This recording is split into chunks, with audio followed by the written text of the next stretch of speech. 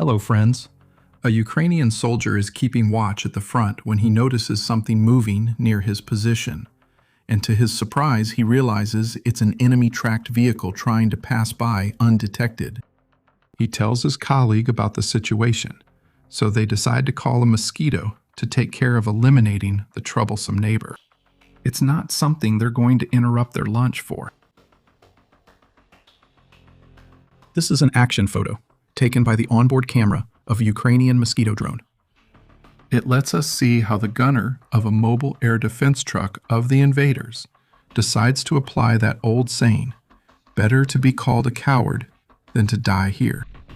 Additionally, it gives us a good opportunity to see that the unit is equipped with an electronic jamming system, a seat for the gunner, a light machine gun mounted on a pedestal, and supplies of ammunition and fuel. I don't blame Ivan for jumping to avoid the Mosquito. What I do wonder is what his colleague inside the vehicle thought when he saw his partner flying out the side. Another invader that didn't have a good day is this Shahed strategic attack drone, which was hit by Ukrainian air defenses. Unfortunately, it fell on a busy highway where it narrowly missed crushing one of the civilian vehicles traveling on the road. Another example of the damage that Ivan's vultures can cause and how difficult it is for the defenders to take them down safely. Here we see a Russian Ka-52 Alligator helicopter chasing a Maya-class Decoy drone somewhere inside Mordor. These very low-cost Mosquito-type drones are launched to act as decoys along simulated attack routes, drawing the attention of Ivan's air defenses and pulling them away from the real attack routes. And this video shows that this strategy is working perfectly. Despite the great work of the Mosquito decoys, they still have to get through the increasing Russian anti-aircraft fire, as shown by this FP-1 drone, which is having a pretty tough day during its final attack. But in the end, it still manages to break through the barrier to complete its mission. Damn, it's like watching Star Wars. And just like in Star Wars, the stormtroopers here can't hit anything either.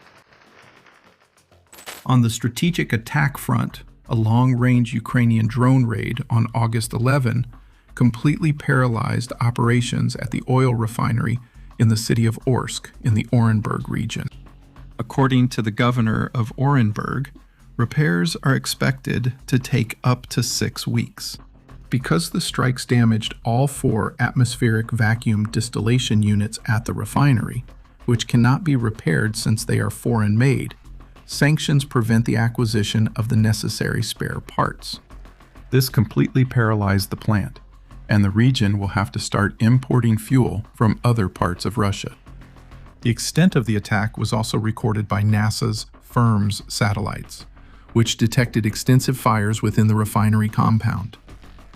The plant is located 1,500.470 kilometers southeast of Moscow, near the border with Kazakhstan, and has a processing capacity of 6 million metric tons of crude oil per year. It uses this to produce gasoline, diesel, aviation fuel, fuel oil, and bitumen, mainly supplying the Ural region. In response to the attack, the authorities in Orenburg imposed fuel restrictions starting August 12, which include rationing based on even and odd days according to the vehicle's license plate, a limit of 15 liters of gasoline per purchase and 30 liters for diesel, as well as a total ban on filling canisters with fuel. Out of the 287 gas stations in the region, approximately 80 remain operational, with priority given to emergency and specialized vehicles. Also on the same front, on August 10, Ukrainian forces successfully attacked and severely damaged Russia's largest petrochemical complex, located deep in western Siberia, more than 2,000 kilometers from the border with Ukraine. The attack on the Sibur plant in Tobolsk, Tumen region, forced the indefinite suspension of operations. In eyewitness videos, fires can be seen at the facilities and a thick column of black smoke rising from the towers and industrial structures of the vast complex, confirming the significant destruction caused by the impact of multiple drones. The deep strike units of the Ukrainian Special Operations Forces, operating in coordination with the Russian resistance movement Chornaya Iskra, or Black Spark, claimed responsibility for the attack. The attack drones traveled more than 2,000 kilometers inside the Z Federation to strike the central gas fractionation unit with great precision.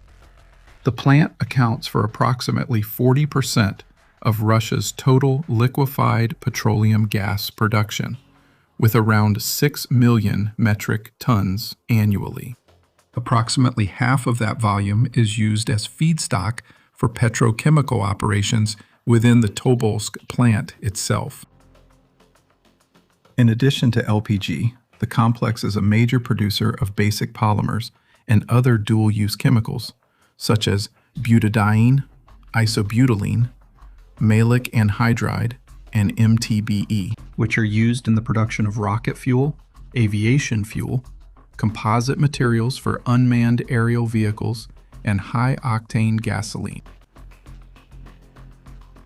On the technological front, the invaders are working on a domestic alternative to the Starlink network, and they seem to be very close to achieving their goal, since the Russian broadband satellite network Rosvet, developed by the private aerospace company Burio, has passed a critical operational threshold, offering 2 daily communication windows of more than an hour each over Ukrainian territory. As of July 31, 12 of the 16 Rosvet 3 satellites launched on March 23, 2026, from the Khmelnytsk Cosmodrome have reached their operational altitude of approximately 550 kilometers. 3 additional satellites continue their orbital ascent while 1 was lost, probably due to a manufacturing defect.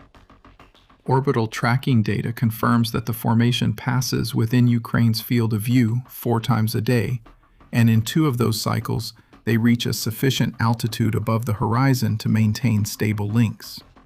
The result is a minimum of 2 hours of useful daily coverage, which allows for high bandwidth data transfer. A second batch of 16 satellites launched between mid and late July 2026 is currently in the positioning phase, and this group is expected to reach operational altitude between October and November, which could double the number of daily communication windows and extend the total coverage to between 4 and 6 hours. After losing access to SpaceX's Starlink network, the invaders have sought their own alternative to reduce dependence on foreign systems.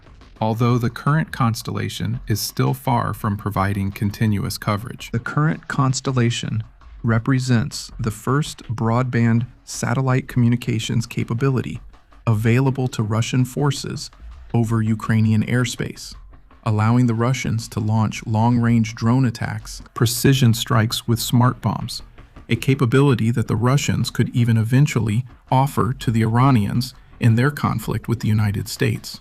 In response to Starlink being authorized for use by Ukrainian aircraft.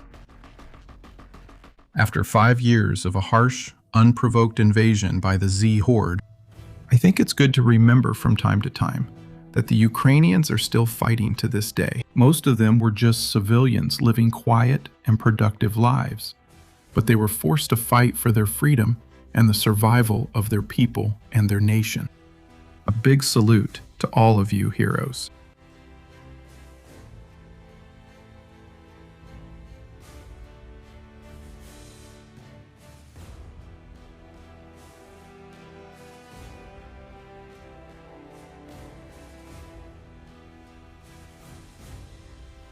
If you want to see additional content about the war in Ukraine, I invite you to visit our 2 new channels, where we present information about the war in a different format.